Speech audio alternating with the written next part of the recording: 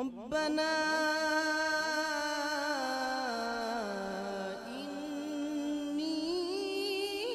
إني أسكنت من ذريتي بواد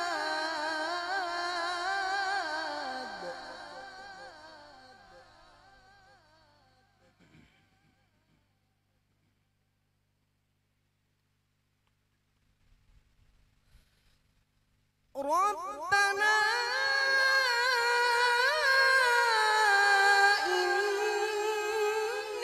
إني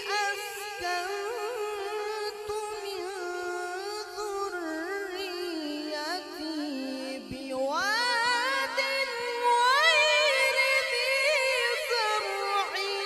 عند بيتك المحرم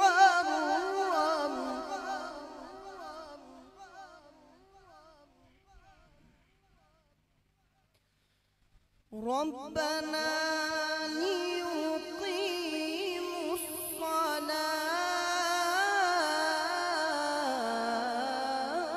الصلاة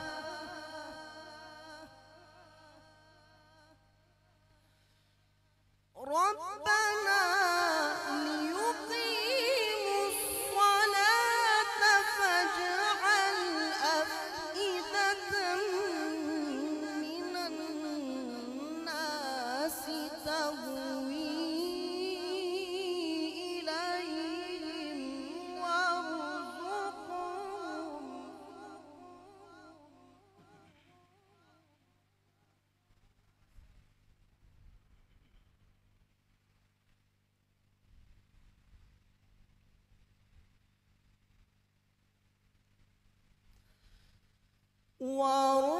وارزقهم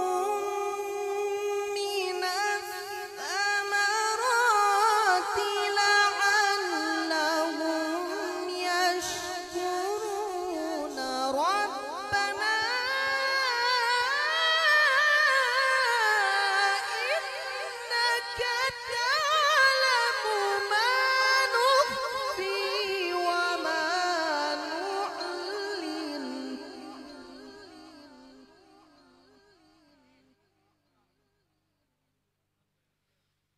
وما يخفى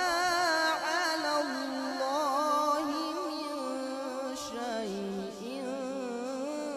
في الأرض ولا في السماء